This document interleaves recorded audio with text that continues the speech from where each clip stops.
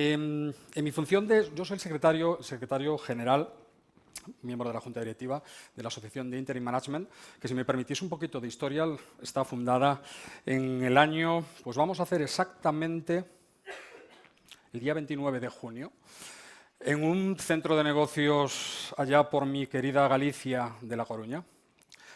7 directivas de empresa decidieron hacer algo diferente. Algunas estaban con un proyecto en curso, otros no tenían proyecto, pero sí entendían que en el año, os estoy hablando del año 2012, que teníamos que hacer algo diferente. Teníamos que poner en valor una figura que en otros países de Europa, y más adelante uno de los ponentes os dará más información, ya tienen un desarrollo pues bastante más más profundo. Podemos remontarnos a los años finales de los 60, años 70, por los Países Bajos, posteriormente Reino Unido, Alemania, Francia. Y aquí, bueno, pues sí ya hay experiencias desde finales de los 80, principios de los 90, pero la apuesta firme, la propuesta de valor del interim management en España es, sin duda, o trata de estar representada por la asociación a cuya junta directiva pertenezco. ¿Qué pretende una asociación de interim management? Una asociación de interim management lo que pretende en España tiene fundamentalmente 2 objetivos. El primer objetivo es lo que voy a tratar yo de hacer en esta primera ponencia, es explicar tanto a la oferta, entendida la oferta como los profesionales que prestan estos servicios, como a la demanda, entendida como las empresas que contratan servicios o pueden ser potenciales usuarios de interim management, qué es exactamente, en qué consiste y para qué lo pueden utilizar. Ese es el primer gran objetivo de una asociación profesional de estas características. El segundo objetivo es, y según vaya avanzando el tiempo, al igual que ha ocurrido en otros países de nuestro entorno, esto poco a poco se va profesionalizando, pues ese es precisamente ese segundo objetivo, tratar de poner orden, tratar de profesionalizar, tratar de hacer del interim management en nuestro país pues una profesión de prestigio, como lo es, insisto, en otros países de nuestro entorno. Sin más, me gustaría comenzar presentándoos a este señor. Yo no sé si en la sala hay algún aficionado o aficionada al alpinismo. Probablemente sí. No soy yo, ¿vale? No he visto una montaña de esas características en mi vida tan cerca. No lo conozco tampoco, pero sí sé qué hace. Esto es un Sherpa, ¿vale?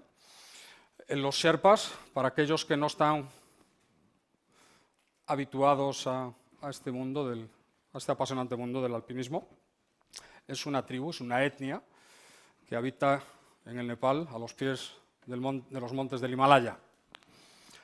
Estos señores son quizás a nivel mundial los montañeros, alpinistas más avezados, más experimentados y con mayor conocimiento de lo que es atacar altas cumbres.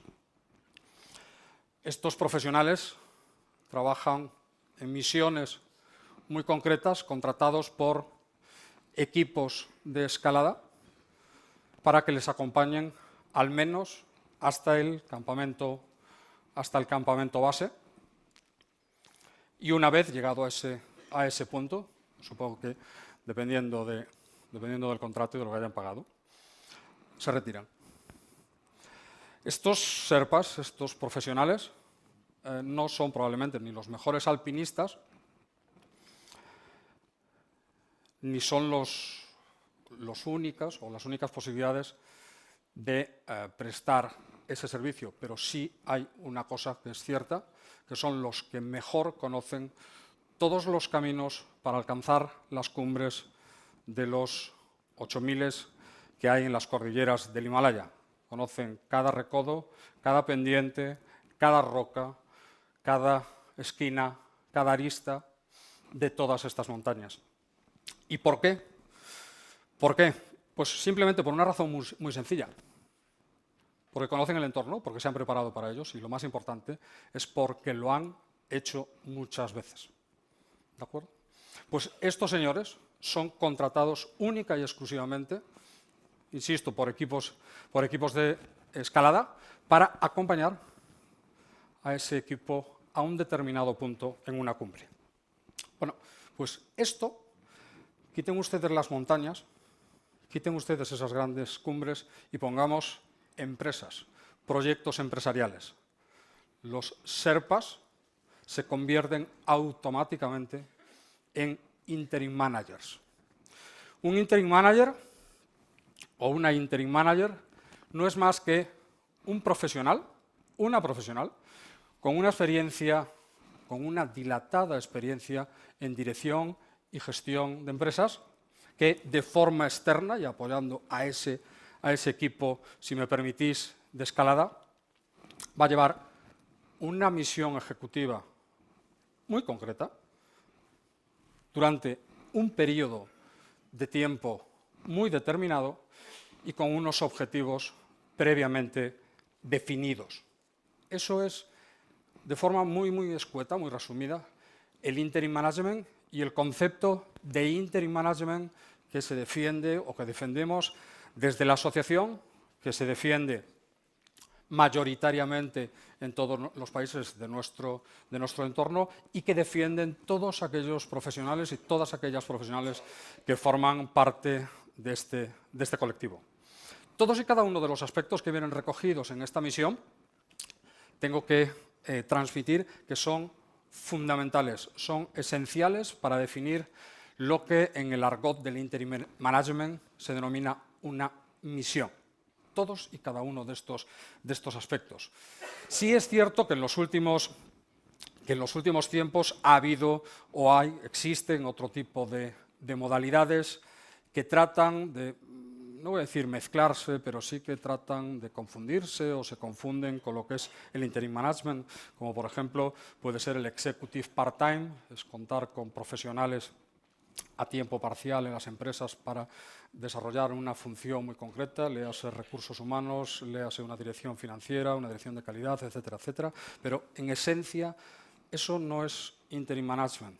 Eso estamos hablando de alquiler de directivos, que es un concepto más amplio. Estamos hablando de management as a service, que es como se denomina en el término anglosajón, cómo se denomina o cómo se aglutina todo este tipo de conceptos. Es contratación de servicios de dirección y gestión de forma externa, pero en esencia no es interim management. Podríamos estar hablando de otros servicios, como por ejemplo servicios de mentorizaje, como por ejemplo servicios formativos, servicios de acompañamiento, etcétera, etcétera, pero no exactamente estarían dentro de lo que es el envoltorio del interim management. Insisto, es un profesional que se incorpora de forma externa en una misión ejecutiva. Sí que es importante el concepto ejecutivo. Estamos hablando de un profesional que ya ha subido a la montaña. Estamos hablando de un profesional que ha tomado decisiones dentro de una organización. Estamos hablando de profesionales que saben realmente lo que es dirigir equipos para llegar a puntos muy concretos dentro de esas organizaciones. Evidentemente tiene que haber, como os decía, un plazo de tiempo determinado. No existe una misión de interim management sine die. No existe la contratación de interim manager que no sabe cuándo va a finalizar esa misión. Es lo que se denomina el plan de salida. Una misión de interim management tiene fundamentalmente tres partes, y entramos en temas más técnicos, que es análisis y diagnóstico de una situación empresarial, ejecución de la misión en sí mismo y el plan de salida que suele acabar pues, con la entrega, si queréis, de las llaves del castillo, con la sucesión de esa figura o con otras casuísticas. ¿De acuerdo? Pero, insisto, siempre tiene que existir una limitación en el tiempo y, como os decía, con unos objetivos previamente definidos. Aquí quizá en nuestra geografía es de lo que más adolecemos. Supongo que sabéis de qué estamos hablando, a la hora de definir misiones, ser capaz de sentar al empresario, ser capaz de sentar a la empresaria y concretar unos objetivos perfectamente medidos a los cuales podamos alcanzar y, sin duda, estando con profesionales de dirección y gestión de proyectos, pues supongo que sabéis de qué estoy hablando. Bien, pues esta es la definición del interim management y esta más concretamente es la definición de lo que sería un interim manager o una interim manager. Bien, entonces, ¿cuándo se contratan? ¿Cuáles son las circunstancias que propician la contratación de un o de una interim manager en una compañía? Bueno, pues fundamentalmente y desde la asociación, e insisto, en general en países de nuestro entorno, en las empresas que están operando desde hace ya muchos años en España, los aglutinamos en 4 casuísticas. 4 casuísticas que propician la contratación de un directivo o de una directiva bajo la modalidad de interim management. La primera, las enumero, es la sustitución temporal de un cargo directivo. La segunda sería un cambio organizacional importante, ¿vale? Un cambio en la estructura organizativa de la empresa. El tercero, desarrollo de nuevos negocios o nuevos mercados. Y la última, quizá la última también, valga la redundancia, que se ha incorporado en el portfolio es la consolidación de una startup, la consolidación de un proyecto de nueva creación. Bien, en cuanto a la primera modalidad, lo que sería la sustitución temporal de un cargo directivo, bueno, pues hay distintas modalidades por las cuales puede suceder esta contratación, la contratación de un servicio de interim management. Puede ser o bien proceso de dimisión de un directivo mientras se lleva a cabo un proceso de búsqueda, un proceso de recruiting. Se puede incorporar este directivo o esta directiva en este periodo de tiempo. Por una baja temporal, ya no solo piensen ustedes, pues por ejemplo, una larga enfermedad de un director general o simplemente un caso que veíamos hace muy poco tiempo, que es que un directivo tome la decisión de estarse, en este caso era Latinoamérica, durante un periodo de 6 meses prospectando el mercado latinoamericano. Bueno, pues decidía la contratación de un interino en su ausencia para pilotar los proyectos que tenía en España, ¿vale? O por un fallecimiento. Piensen ustedes, por ejemplo, mientras dura un proceso de sucesión empresarial, un fallecimiento repentino de un alto directivo de una compañía puede provocar la contratación de un perfil en régimen de interim management. ¿Vale? Bueno, pues esto sería la primera modalidad. La segunda modalidad, bueno, gestión de un cambio organizacional importante. Aquí hemos citado unos cuantos, pero pensad vosotras la cantidad de ejemplos, la cantidad de casuísticas que se nos pueden ocurrir en una organización. Y pensemos siempre que lo que provoca la contratación de un interim manager dentro de la compañía no es la casuística en sí misma, que también, sino es la no existencia de talento dentro de la organización. ¿De acuerdo? Tenemos una casuística y además lo que no tenemos es el talento adecuado, no tenemos el expertise adecuado dentro de la organización para abordar este cambio organizacional importante. El cambio en sí mismo es una mera casualidad, si queréis. Lo importante es que el empresario, la empresaria, la alta dirección, un consejo de administración, hace un acto, reflexiona, toma una decisión valiente de decir, este talento no lo tenemos en la compañía, con lo cual tenemos que traerlo de fuera, tenemos que alquilarlo porque es algo que tiene una duración determinada y tiene unas casuísticas muy concretas. Bueno, pues a partir de ahí, insisto, aquí tenemos algunos ejemplos. Adquisición de una nueva empresa, preparar la empresa para la sucesión, imaginen ustedes ejecutar un protocolo, digitalización de la compañía, venta o fusión de la compañía, implantación de un nuevo sistema de gestión. Creo que podríamos enumerar un montón de casuísticas. Insisto, la casuística no es más que una excusa para tomar una decisión valiente dentro de la compañía y decir, no existe este expertise dentro de la empresa, no tenemos este talento, vamos a buscarlo fuera en régimen de alquiler. Aquí es donde aparece la figura del interim manager. Bien, esto sería de forma muy rápida lo que abordaríamos en gestión de un cambio organizacional importante.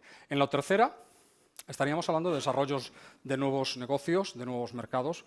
No nos vamos a extender demasiado en esto, pero imagínense, pues, por ejemplo, internacionalización, la entrada en determinados mercados internacionales donde no tenemos conocimiento de ese mercado o bien lo que no tenemos es conocimiento de cómo abordar ese mercado. Podríamos estar hablando de lanzamiento de nuevos productos, podríamos estar hablando de diversificación de líneas de negocio, etcétera, etcétera, etcétera.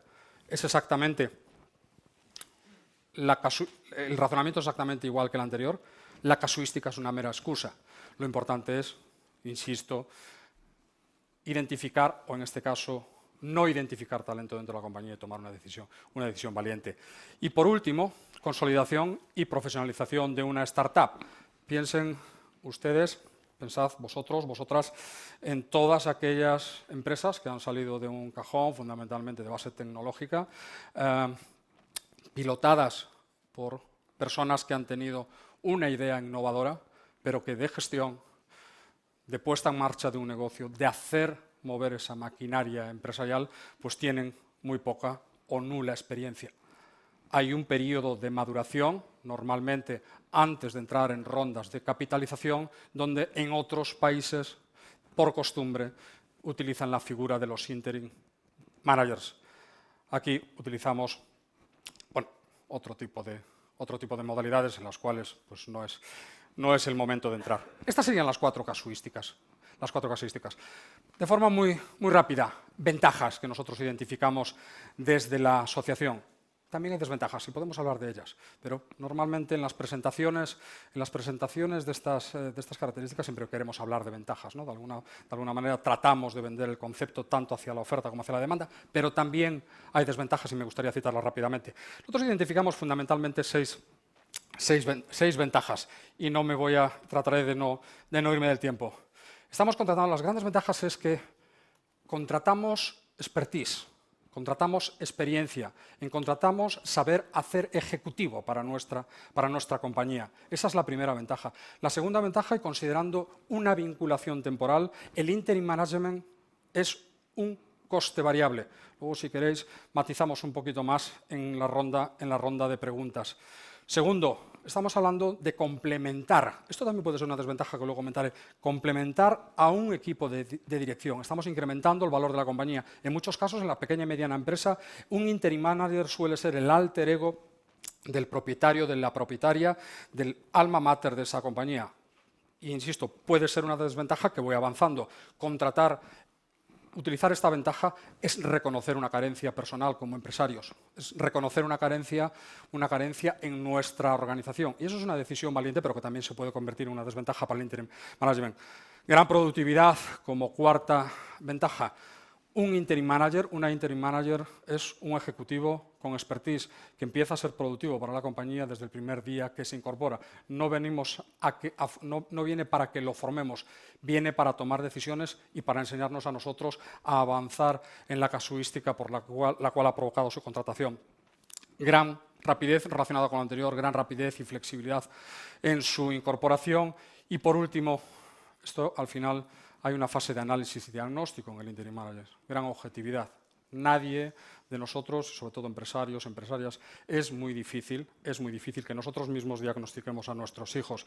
Es preferible que venga alguien desde fuera en las escuelas y que nos den buenos consejos y que nos digan cómo debemos proceder de aquí en adelante, en este caso con nuestras organizaciones. Y por mi parte, nada más, creo que lo he clavado. Por mi parte, nada más, y luego ya hablaremos en el turno de preguntas. Para esta información, ya de forma más pausada, tenéis todas vosotras, tenéis una serie de dípticos en la entrada que podéis recoger a la salida sin problema ninguno. Muchísimas gracias.